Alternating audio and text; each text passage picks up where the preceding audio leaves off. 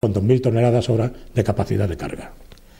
La central térmica estaba situada en la zona del cargadero y constaba en su fase inicial de 3 grupos diésel con alternador de 12 megavatios, un grupo turboalternador de 20 megavatios y una planta desalinizadora de 3.500 metros cúbicos día, lo que significaba una potencia instalada de 56 megavatios. En la fase de ampliación previstas se llegaría a una potencia total de 96 megavatios y una capacidad de producción de agua dulce de 10.500 metros cúbicos día, mediante la instalación de 2 turboalternadores de 20 megavatios y 2 plantas desalinizadoras iguales a las de la primera fase. Junto con los servicios, residencias y viviendas para su personal, es lo que realizó en la provincia del Sáhara esta empresa, modelo en su origen.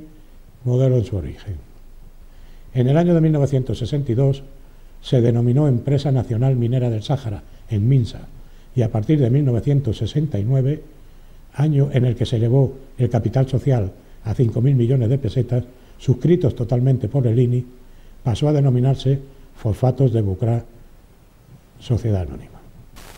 Hablaremos del Polisario de pasada, por falta de tiempo.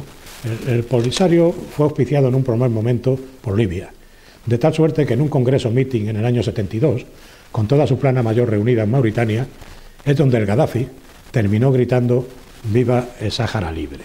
Ya existía un caldo de cultivo, que creo yo nació el 17 de junio del 71. Paseaba yo con mi esposa y mis hijas, la pequeña tenía 1 mes y la otra 3 años, por la parte de atrás de Colomina, que así se conocía a la barriada de La Paz por haber sido la empresa constructora. Allí había reunidos en la carretera de Esmara y en Jata Rambla, que eran las casas de piedra, había reunido unos 3.000 nativos que habían acudido a la llamada del Partido de Liberación Nacional. Y los hechos ocurrieron de la siguiente forma. A esa manifestación que se había concentrado allí, querían ellos anularla y acudir en manifestación a tomar el Aaiún.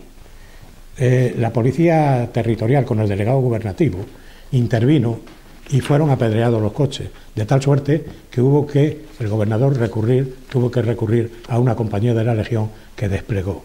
Como seguían las agresiones, habían apedreado a 4 coches de Chiux que habían tratado de intermediar y seguían las agresiones, no hubo más remedio que desplegar la compañía y abrir fuego.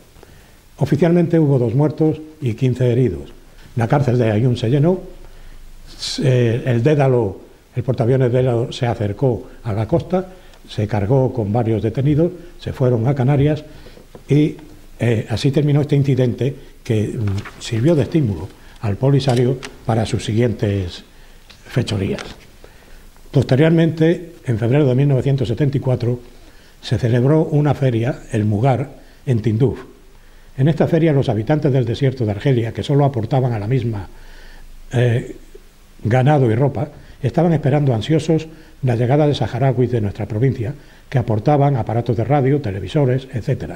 Evidentemente entre los comerciantes iban activistas. Allí se trasladó la inteligencia argelina con el ministro de Industria argelino y les hicieron una ficha a cada uno. Resumiré bastante diciendo que el Polisario secuestró a las patrullas de la agrupación de tropas nómadas Pedro y Domingo, a las que torturaron durante su cautiverio, enterrándolas en las dunas con solo la cabeza por fuera. Posteriormente, esta situación se subsanó en una reunión que hubo en la embajada argelina con el ministro Cortina, que se desplazó allí, y donde el Wali empezó insultando a España diciendo que tenía la culpa de que los habíamos dejado solos, para luego rectificar diciendo que sí, que se liberaría a las patrullas, pero que luego contarían con España en el aspecto de educación, de sanidad y tal. Esto, creo yo, que a los oídos del ministro argelino que estaba en la reunión, supuso la condena a muerte del presidente del Polisario, como veremos luego más tarde. En la toma de Nuachot, el Wali murió, diremos eso nada más, con la cabeza destrozada por disparos que había recibido por la espalda. Yo creo que como consecuencia de aquella nefasta frase que dijo, que después de que terminara todo, el Polisario contaría con España. De la Marcha Verde prescindo de casi todas las gestiones internacionales que se llevaron a cabo, porque hay suficiente documentación. Pero voy a contar un cuento. Resulta que había dos hermanos, al menos así se consideraban ellos. El hermano mayor era marroquí y el pequeño español. El hermano pequeño estaba a punto de recibir una herencia de su padre político, que consistía en hacerse cargo de una extensión de terreno de 280.000 kilómetros muy rica. Poseía fosfatos, pesquería, gas natural, de morba, etc. Esto despertó tal interés en su hermano mayor que para arrebatarle la herencia lo llevó a los tribunales de La Haya y a la misma ONU, diciendo que aquello le pertenecía a él. Nunca pudo demostrarlo porque era mentira, y en esos foros obtuvo un estrepitoso fracaso en favor de las tesis de su hermano, que aportó al tribunal los siguientes documentos: el Kitabu el Badiati, libro del país de los nómadas, texto desde hace 180 años que se conserva en manuscrito original y 4 copias distintas, escrito por uno de los más prestigiosos sabios del Sáhara, Sheikh Mohammed el-Mami. Este documento decía, entre otras cosas, los países más cercanos a nosotros son Chinguetti, Tichit y Tombuctú, es decir, marcaba las fronteras con Mauritania. Aportó también el acta jurídica de una confederación intertribal de 1876, Izarguien, Arosien y Ulat Delib, donde fijan leyes colectivas y pactos políticos, documento clave sobre la situación en que se encontraba el Sáhara, que tal era el territorio que se disputaban los hermanos. En el momento de la penetración española, y uno de los puntos solicitados por la ONU a La Haya, el hermano mayor, viéndose perdido en los tribunales, como era muy civilino, llevó el asunto al Comité de Seguridad de Naciones Unidas, donde se lo admitieron, pues puso en acción, según él, una expedición pacífica que llamó la Marcha Verde el 27 de octubre del 75 para arrebatarle el territorio que correspondía a su hermano pequeño, próximo a heredarlo por el fallecimiento de su padre político. En honor a la verdad, habría que decir que el hermano pequeño fue traicionado por unos cuantos albaceas que figuraban en la herencia, como un tal José Solís Ruiz, que era ministro de su padre político, las hijas del general Micián, marroquí, pero que llegó a ser capitán general con su padre político, y grupos de presión económico que presionaron para que el hermano pequeño cediera ante el mayor. Esta marcha por la fuerza nunca hubiera traspasado la frontera del Sáhara. En la ceja de la Hiena se habían colocado suficientes minas para que esto no fuera posible.